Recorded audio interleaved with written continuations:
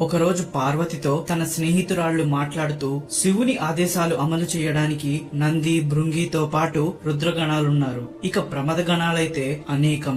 వాళ్లంతా శివుని ప్రదేశాలకు సంబంధించిన ఎన్నో ద్వారాలకు కాపలాదారులుగా ఉన్నారు.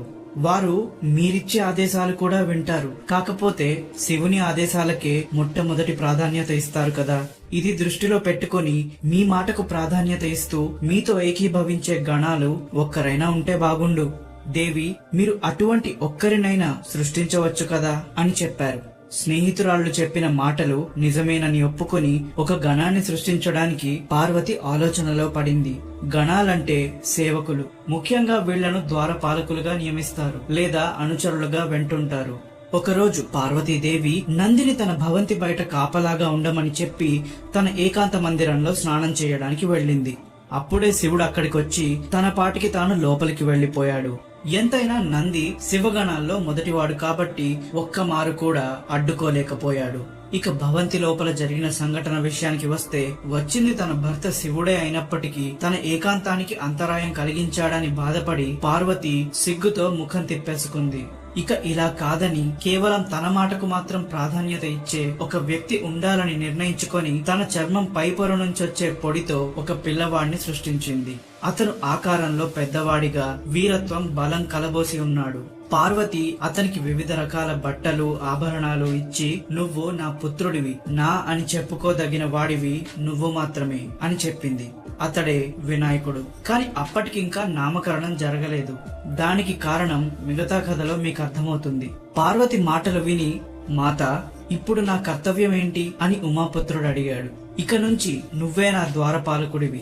నా అనుమతి లేకుండా నిన్ను దాటి ఎవ్వరూ లోపలికి రాకూడదు. ఇదే నీ బాధ్యత అని సమాధానమిచ్చి ఇనుముతో తయారైన ఒక గదను ఆయుధంగా అందచేసింది. ఇక ఉమాపుత్రుడు అప్పగించిన పనిలో పడ్డాడు. పార్వతి స్నానం చేయడానికి తన చెలికత్తెలతో లోపలికి వెళ్లిపోయింది. కొద్దిసేపటికి శివుడు అక్కడికి చేరుకుని భవంతిలోకి ప్రవేశించబోయాడు. కాని ఉమాపుత్రుడు అతన్ని ఆపి, అయ్యా, నా తల్లి అనుమతి లేకుండా మీరు లోపలికి వెళ్లలేరు. ఇప్పుడు ఆవిడ స్నానానికి వెళ్ళింది. మీరు ఇక్కడి నుంచి వెళ్లిపోండి అని అన్నాడు. అప్పుడు శివుడు, ఓ పిచ్చివాడా, ఎవరిని అడ్డుకుంటున్నావో తెలుసా? నేను శివుణ్ణి, నీ తల్లి పార్వతి భర్తను. అయినా నా ఇంట్లోకి నన్ను వెళ్లనివ్వకుండా ఆపడానికి నువ్వెవరివి అంటూ నిలదీశాడు. మరొకసారి లోపలికి వెళ్లడానికి ప్రయత్నిస్తే ఉమాపుత్రుడు తన చేతిలో ఉన్న దండంతో శివుణ్ణి కొట్టాడు. చిన్నపిల్లోడనే కారణంతో శివుడు ఉమాపుత్రుణ్ణి ఏమీ అనలేదు. అక్కడి నుంచి తన గణాల దగ్గరకు వెళ్లి, ఈ పిల్లవాడు ఎవరు, ఇక్కడ ఏం చేస్తున్నాడు, ఒకసారి మీరంతా వెళ్లి కనుక్కొని రండి అని చెప్పి తన ఇంటికి కాస్త దూరంలో నిల్చుండిపోయాడు. శివగణాలు వెళ్లి ఉమాపుత్రుణ్ణి తన వివరాలు అడిగి, నీకు బతకాలని ఆశ ఉంటే ఇప్పుడే ఇక్కడి నుంచి వెళ్లిపో అంటూ హెచ్చరించారు. ఉమాపుత్రుడు కూడా అదే విధంగా ముందు సున్నితంగా వివరాలు అడిగి వాళ్లను కూడా వెళ్లిపోమ్మని హెచ్చరించాడు. శివగణాలు, ఏంటి, మేమెవరమో నీకు తెలీదా అని ఒకరినొకరు చూసుకొని నవ్వుకున్నారు. ఆ తర్వాత, మేము శ్రేష్ఠులైన శివగణాలం, నిన్ను ఇక్కడి నుంచి వెళ్లగొట్టడానికి ఆ శివయ్యే మమ్మల్ని పంపించాడు.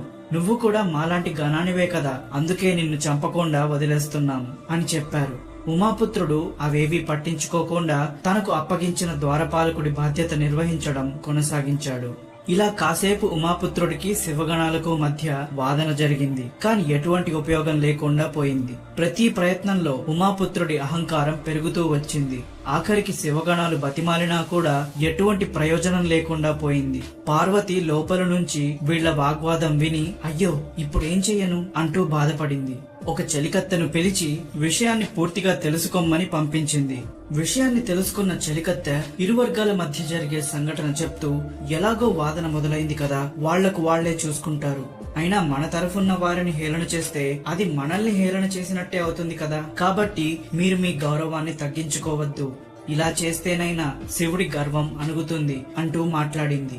చెలికత్తె అభిప్రాయాన్ని ఒప్పుకుంటూ, ఏదైతే అదయ్యింది, నా పుత్రుణ్ణి తన కర్తవ్యాన్ని నిర్వహించమని చెప్పండి అని ఆదేశించింది. ఒక చెలికత్తె వెళ్లి విషయమంతా ఉమాపుత్రుడికి వివరించి, మంచైనా చెడైనా మీరు మీ స్థానం నుంచి కదలకండి, అలాగే వాళ్లను లోపలికి రానివ్వకండి అని చెప్పింది. ఇక తల్లి ప్రోత్సాహం ఉందని తెలిసి కొండంత బలాన్ని సాధించిన అనుభూతి పొందాడు. తన తలపాగా సరిచేసుకుని తొడలు చరిచి, మీరు శివగణాలు, నేను ఉమాపుత్రుడను, ఇరువురం ఆజ్ఞలు పాటిస్తున్నాం కాబట్టి మనమంతా సరి సమానులం. ఎట్టి పరిస్థితుల్లో మిమ్మల్ని లోపలికి వెళ్ళనివ్వను అని ఖరాఖండిగా చెప్పేశాడు. శివగణాలు వెళ్లి విషయం చెప్తే యుద్ధం చేసైనా ఆ పిల్లవాడిని అక్కడి నుంచి తొలగించండి అని శివుడు చెప్పాడు. అటు పార్వతి ఇటు శివుడు ఇద్దరూ నేనంటే నేను అని ఒక్కరు కూడా తగ్గకుండా ఇరు వర్గాలను యుద్ధానికి ప్రోత్సహించారు. ఇక యుద్ధం మొదలయ్యాక ఉమాపుత్రుడి వైపుగా ముందు నంది దూసుకొచ్చి ఒక కాలు పట్టుకున్నాడు. భృంగి మరో కాలు పట్టుకున్నాడు. మిగతా వారు వచ్చేలోపు తన 2 చేతులతో ఇద్దరిని కొట్టి పక్కకు పారేశాడు. ఆ తర్వాత తన గదతో శివగణాలందరినీ కొట్టుకుంటూ వెళ్లాడు. కొంతమందికి చేతులు కాళ్ళు విరిగిపోయాయి, మరికొంతమందికి తలలు పగిలిపోయాయి. దెబ్బలు తగిలిన వారు కింద పడిపోతే మిగతా వారు ప్రాణాలు కాపాడుకోవడానికి పరుగు తీశారు. వాళ్ళందరికీ ఒక్కసారిగా యముణ్ణి చూస్తున్న అనుభూతి కలిగింది. ఈ విషయం తెలుసుకుని నారదముని ఇంద్రాది దేవతలు ఋషులతో పాటు బ్రహ్మను కూడా వెంట పెట్టుకుని శివుడి దగ్గరకు వెళ్లాడు. అందరూ శివుడితో మీరు గుణాలకు అతీతులు, కాని ఏదో లీలను ఉద్దేశించి సాత్విక రజసిక తామసిక రూపాలు ధరిస్తూ చర్యలు తీసుకుంటారు. ఇప్పుడు ఏ లీల రచిస్తున్నారు అంటూ సందేహపడ్డారు. శివుడు తాను చేసే లీల గురించి ఏమీ చెప్పలేదు. కాని అప్పటి వరకు జరిగిన సంఘటనలన్నీ వివరించి బ్రహ్మతో నువ్వు ఒంటరిగా వెళ్లి ఆ పిల్లవాడిని అదుపు చెయ్యి అని చెప్పాడు. వాస్తవాన్ని పూర్తిగా అర్థం చేసుకోకుండా అజ్ఞానంతో కళ్ళు మూసుకున్న బ్రహ్మ ఋషులు మునులను వెంట పెట్టుకుని ఉమాపుత్రుడి దగ్గరకు వెళ్లాడు.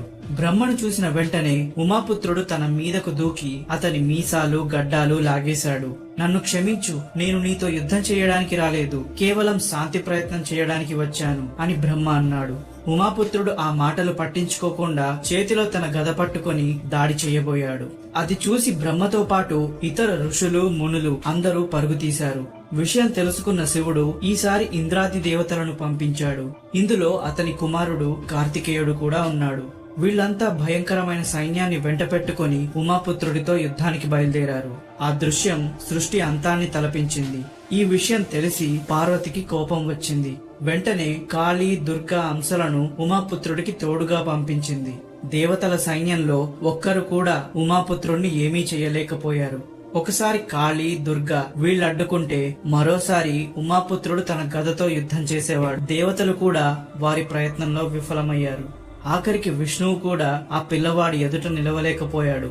ఇదెలా సాధ్యమనే డౌట్ మొదటిసారి శివపురాణం చదివినప్పుడు నాకొచ్చింది. నాకు తెలిసి మీరు కూడా ఇదే ఆలోచనలో ఉండుంటారు. దాని వివరణ ఈ కథ ఆఖరిలో ఉంది. సో ఓపిక వహించండి. ఇక పరిస్థితి తెలిసి శివుడు యుద్ధ భూమికి చేరుకున్నాడు. అక్కడ యుద్ధాన్ని వీక్షిస్తున్న నారదుడు ప్రతి ఒక్కరిలో ఉన్న అహంకారాన్ని నశింపచేసే మీరే ఏదో ఒకటి చేసి ఆ పిల్లవాడి అహంకారాన్ని తగ్గించాలి అని కోరాడు. అప్పుడు శివుడు విష్ణువుని కలిసి ఇద్దరు ఒక పథకం వేశారు. దాన్ని విష్ణువు ఇలా వివరిస్తూ ఈ పిల్లవాడిలో తామస గుణం కలిగించే అజ్ఞానం ఎక్కువగా ఉంది. ఏదైనా మాయ చేస్తే కాని ఇతన్ని ఆపలేము అని చెప్పాడు.